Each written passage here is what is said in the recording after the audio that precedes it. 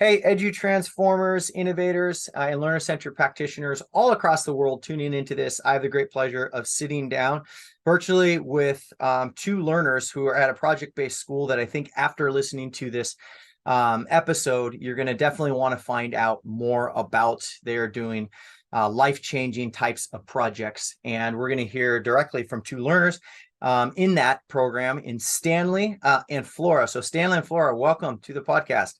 Thank you. Thank you for having Okay. us. Yeah. Great to have you here. First off, can you just introduce yourselves? Who are you in terms of, your year level and the school you go to, and maybe a little bit of what's your story behind why you are attending VIS? Is it something that your parents wanted you to do and kind of dragged you along, or is it something that, you thought about long and hard? So I'm gonna go first. My name is Stanley. I'm originally from the US. I was born here, but I moved to the US when I was like around 5. And I recently moved back to Taiwan like last summer. So I've been here for like 9 months or so. I'm in year 11, grade 11.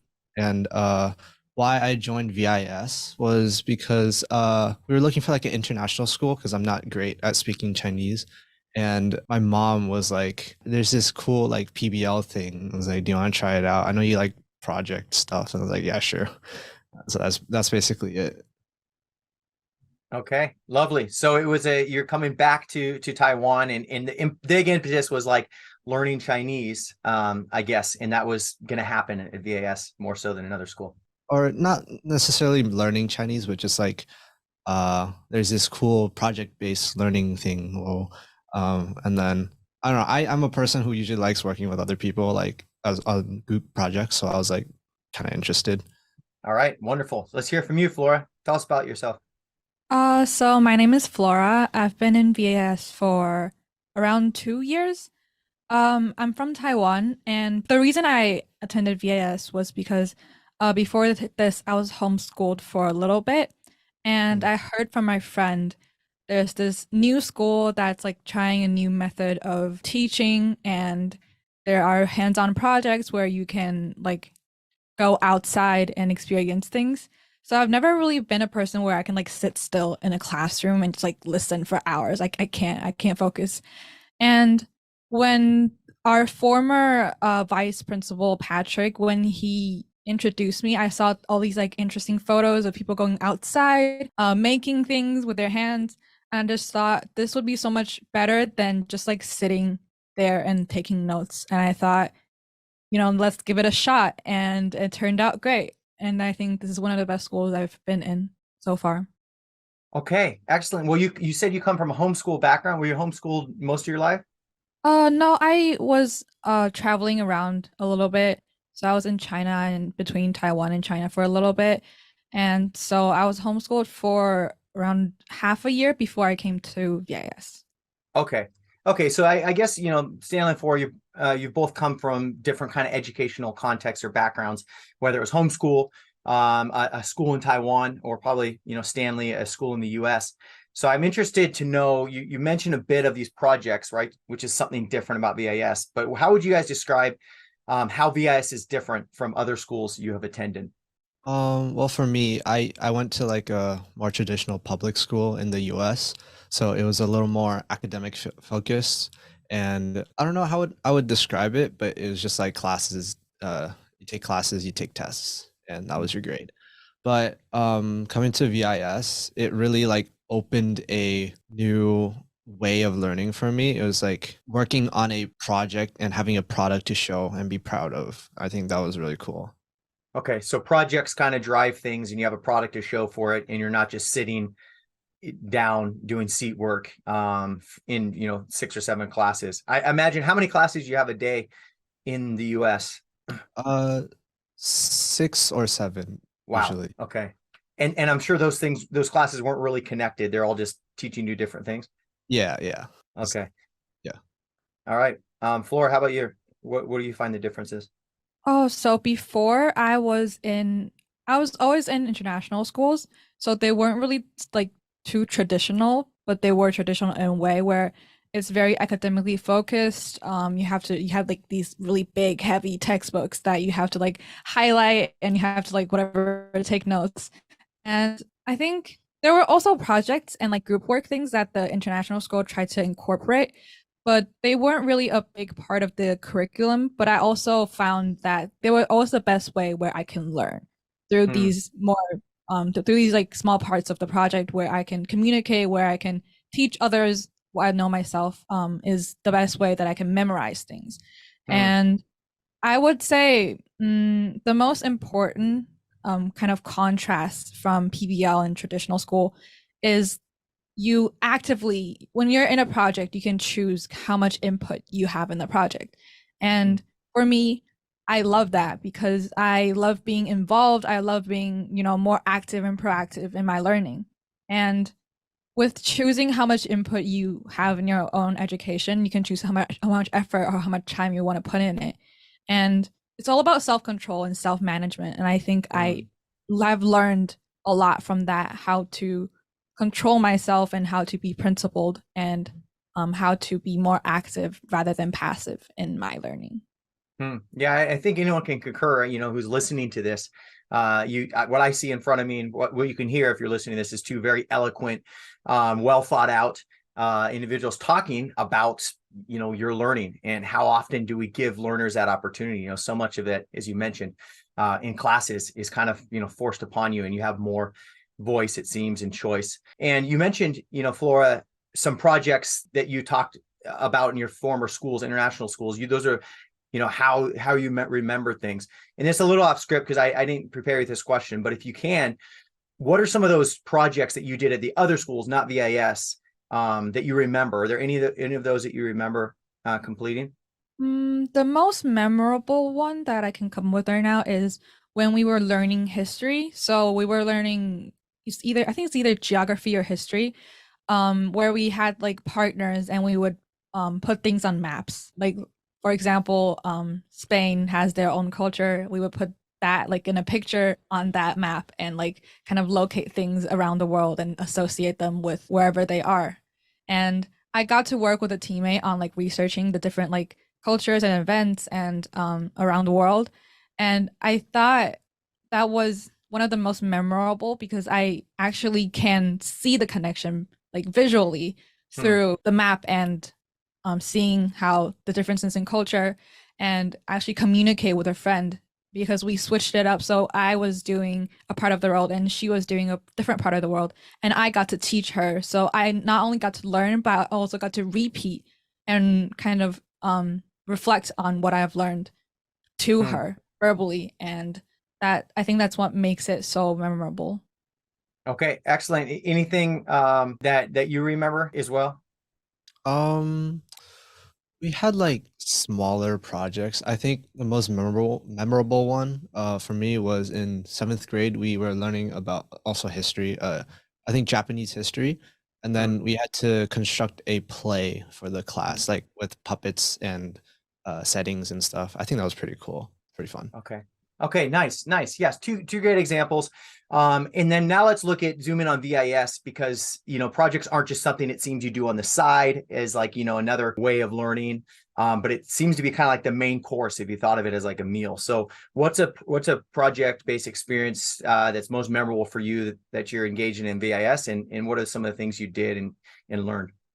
Well, for me, I've only been in VIS for a little more than a semester. So, this project that we're working on, VIS Radio, has really been special to me because it was like my first ever PBL experience and having to work in kind of like a pseudo work environment where I have to collaborate and then communicate with my teammates and classmates.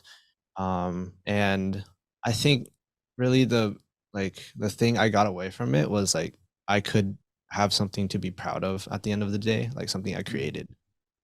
You too, Flora? Is it VIS Radio or is it another one? So I've been here for about 2 years. Since you already talked about VS Radio, we're both in VS Radio. But last year, I was in a project called TDG. It's Hmm.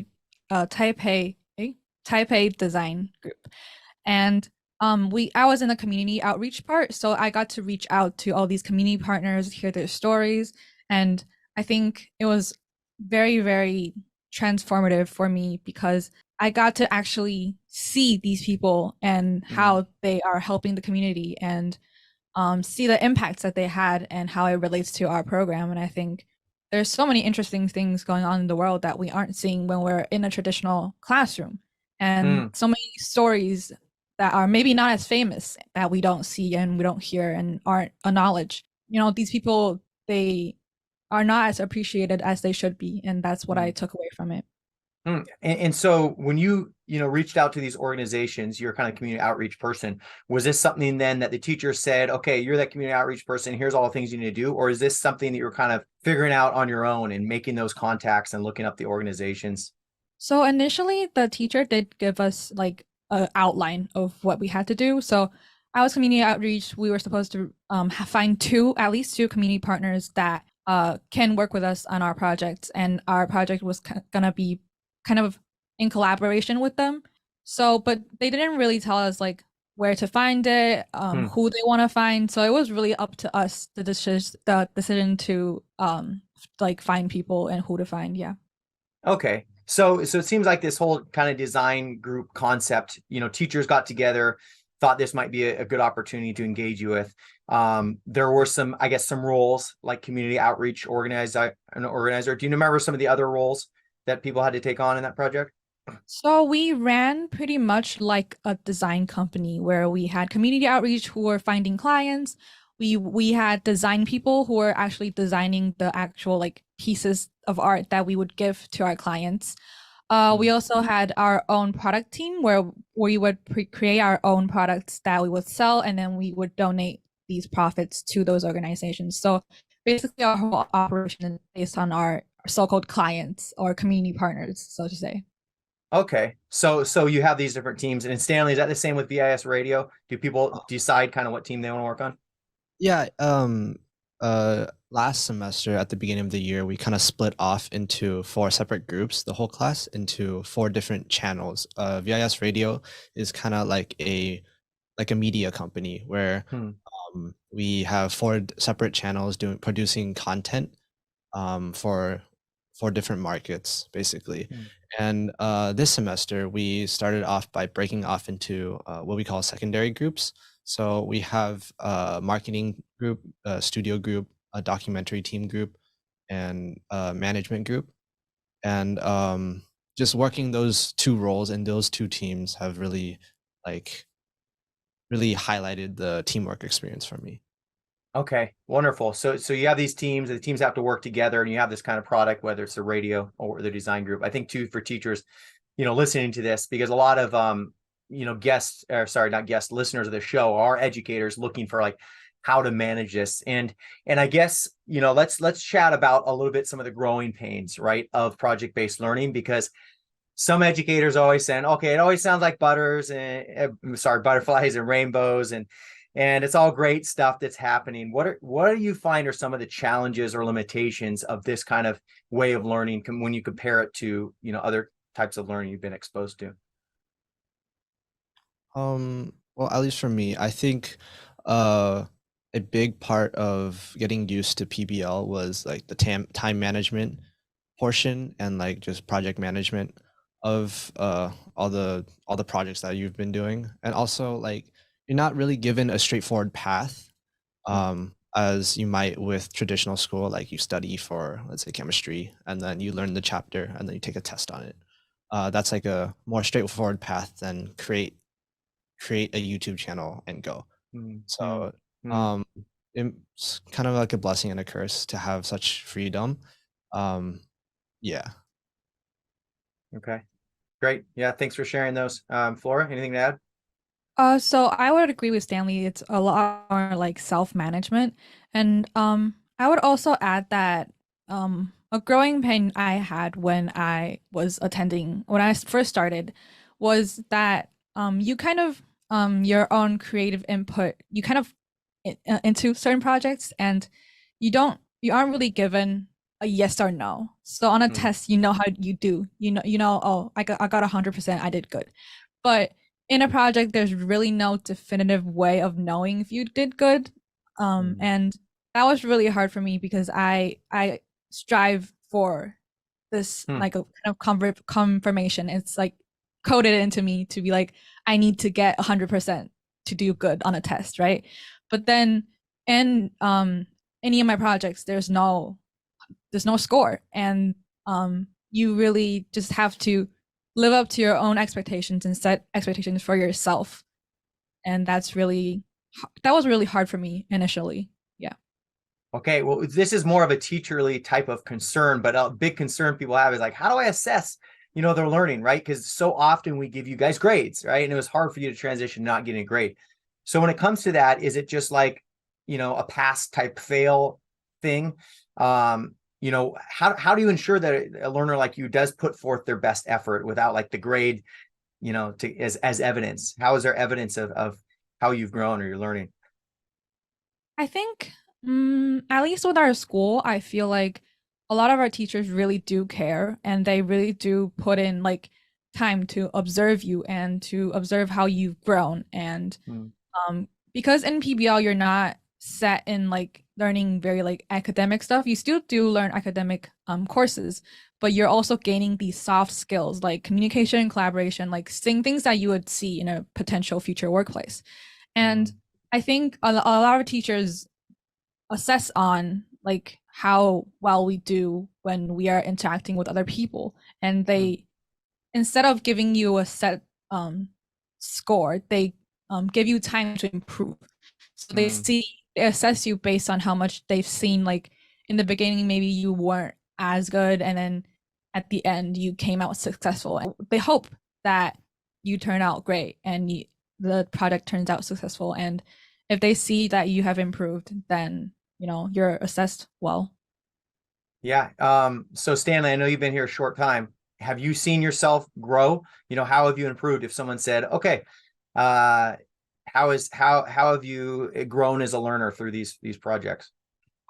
Personally, I think for myself, I got a lot more like drive for the project, because before I was kind of just like, I passed this test, I'm good kind of student.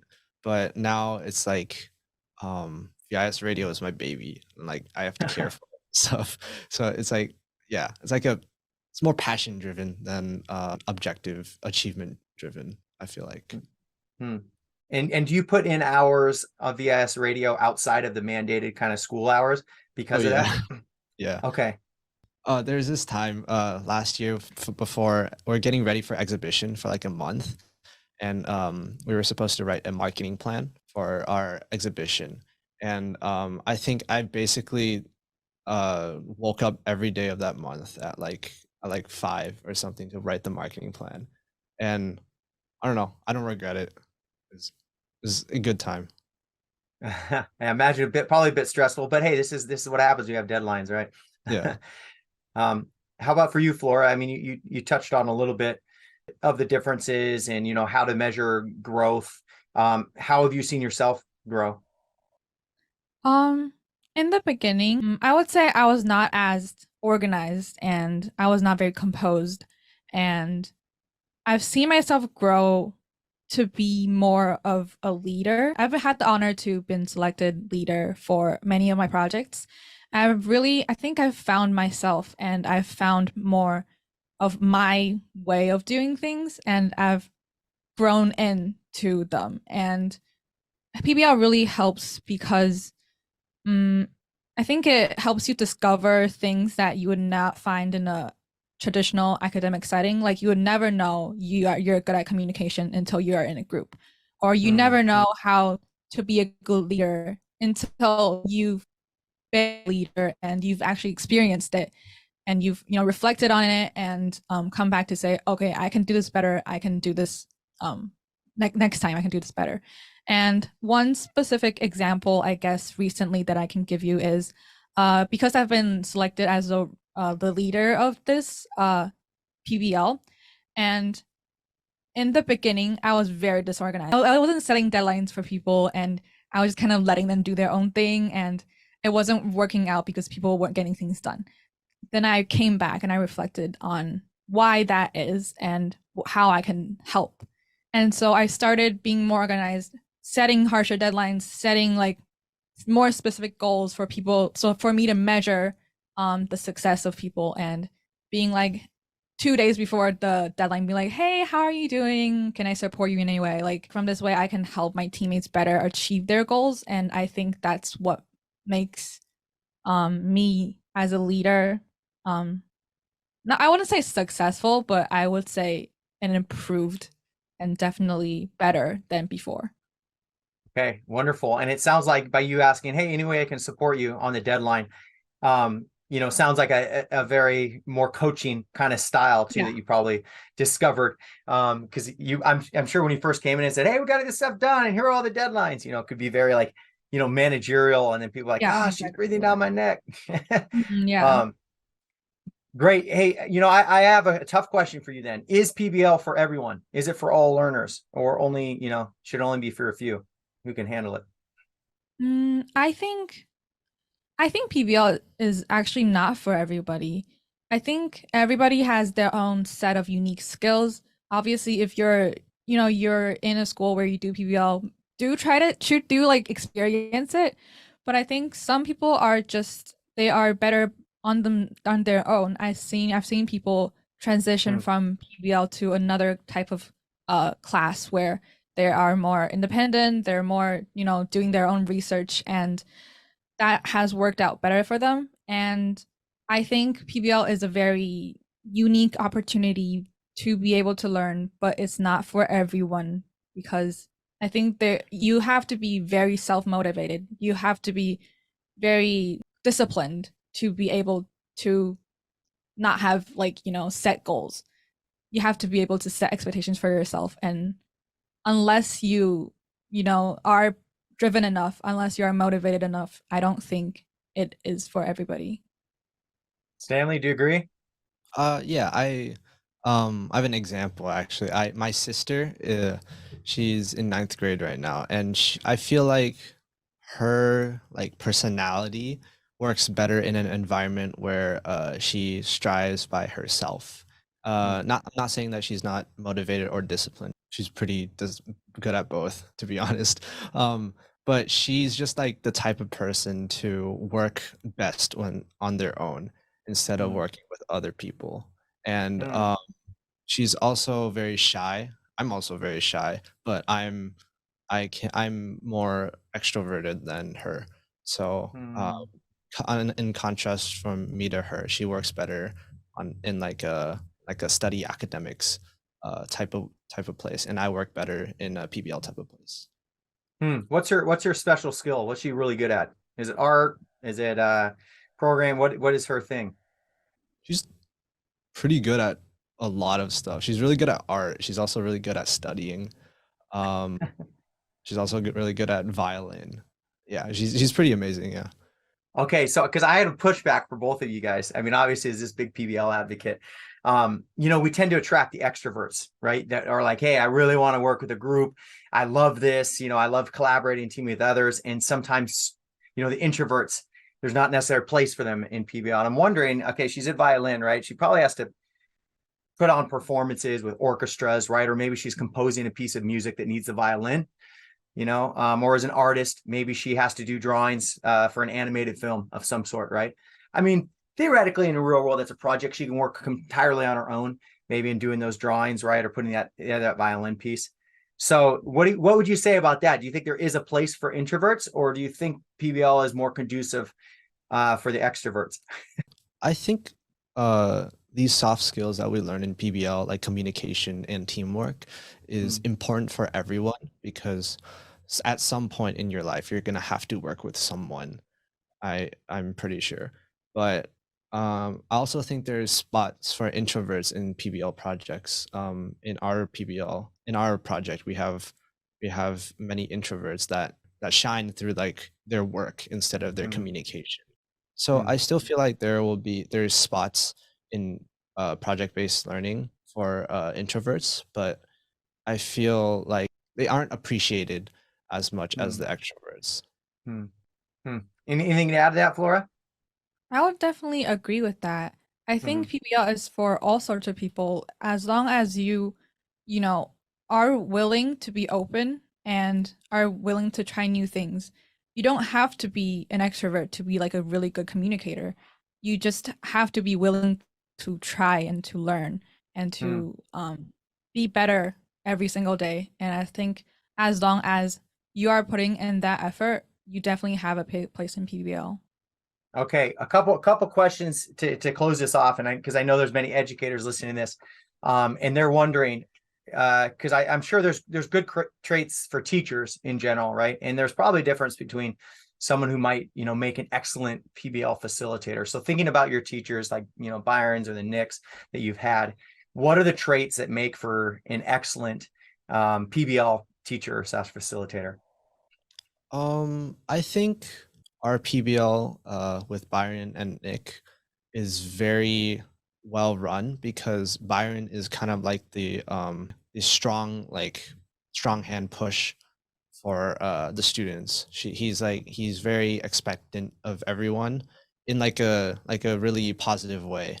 And then we also have the on the other hand, Nick, who is a little more laid back, but also helps everyone if they're struggling. So I feel like teachers who either have more of like a laissez-faire type of teaching style would work pretty well in PBL, or someone who has like a coaching teaching style. Great. Sounds like a good partnership. What about you, Flora? Anything else to add around personality traits? I would say observant and kind of organized. That those are definitely the two traits that I think would make an excellent teacher, because with PPL, a lot of things they come from nothing, right? So a project, initially it's scratch, it's nothing. You come up with a project from nothing, and you kind of have to organize your students, make sure they know what they're working towards. And a lot of feedback, like I always get say like negative feedback I get about PBL is that some teachers aren't as organized, they don't plan things out, and they're not able to answer the questions that students have. But I think as long as you put effort into planning, timelining, everything, being able to have all the answers for the students, I think like being organized and being pre-planning things, and that would be a really good trait and in a PBL teacher. Yeah. Yeah, and I love that you touched on, and I think both of you touched on many different traits, right? And Stanley mentioned laissez-faire, but also talked about the organizational skills and kind of strong hand that Byron is putting forth. And anyone who's listening to this, I would suggest that you don't always have to have all those traits yourself, right? Because you have a partnership of PBL teachers, I imagine, right, who are supporting you in these. Which probably makes great. It's kind of like being raised by two adults or two parents a lot of times that people have, right? It's kind of a team type effort. So that's for people listening to this, just to think how they might team with someone else, and that complements you pretty well when it comes to the management. Okay, so we've covered a lot of ground. And I always leave this time for anything else. The listeners typically are educators, but we have youth who listen to this as well, who are trying to prompt some big school change. Is there any kind of message, anything you want to tell them about PBL, about education in general that we haven't covered that you want to get out now?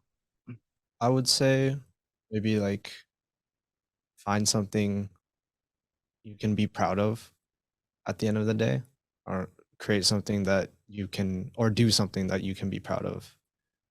Because in the end, it's for you. It's not for the teachers or your parents. Love that. And I think for instructors, definitely, if you have the chance to do PBL, definitely try it. I think I've heard it's very hard for instructors to plan a PBL, but at the end, like all the feedback I've heard is like all the students are awesome, the project turned out well, and they have something that they kind of literally raised with their own hands, and it's a part of kind of the investment that they have in this is like a lot. And yeah, it's just end of the day, you are proud of it and you want to show it off, and that's a great part about PBL. Love that. Yeah, do something you're proud of. And for instructors listening to this, give students an opportunity to produce something that they're proud of. Thanks so much for being on the show today. And if people want to get a hold of you, I know you guys are young, but if they want to hear more about your work, Do you have a place that they can go or connect with you? Visit VIS Radio on YouTube. Okay. We also have a website, vis-radio.com. Okay. I'll put those in the show notes. Thanks so much for being here, and Thank you. we'll chat again soon. Bye. Thank you. Bye. Bye.